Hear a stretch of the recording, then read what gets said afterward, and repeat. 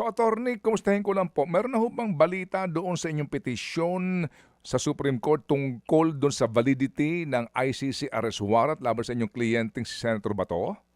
It is pending our motion for reconsideration, which we filed 1 week after the Supreme Court decision on the matter. Yung order nila on our TRO. Pending pa po yung aming motion for reconsideration. Meron pong we are awaiting a ruling from the Supreme Court on the matter. Okay, sige po. So sir, pasensya na po kasi ngayon ang dami hong nakikinig, nanonood sa atin na nagtatanong, meron ho ba kayong komunikasyon kay Senator Bato? Kasi ang tanong nila, siya ba daw ho ay sisipot sa impeachment trial? Well, wala kaming communication. I communicate through his staff and the members of his family, no? However, that option remains an option on the part of Senator Bato de la Rosa. Ang problema lang kasi may sword of Damocles, no? Na nakahang against him. And there were clear directives on the part of the Philippine government now that he will really be arrested, and that constitutes danger on his safety, on liberty, and even on his life, no? Kasi sigurado na baka yung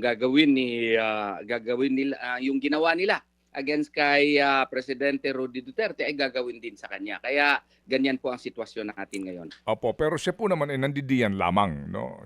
Nandadiyan lang. He is just making himself unavailable because of the threats on his liberty. Opo, but we can presume na he's watching the proceedings.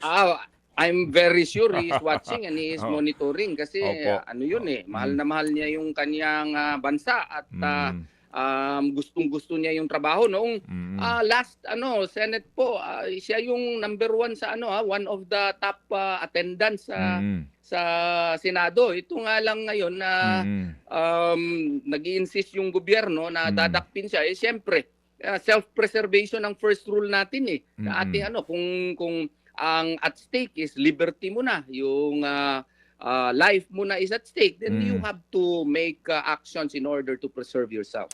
Mga kapatid, patuloy po kayong tumutok sa 105.9 True FM para sa totoong balita, impormasyon, music, and entertainment. Mag-subscribe sa aming YouTube channel at podcast at sundan nyo kami sa Facebook, Instagram, X at TikTok sa True Network PH.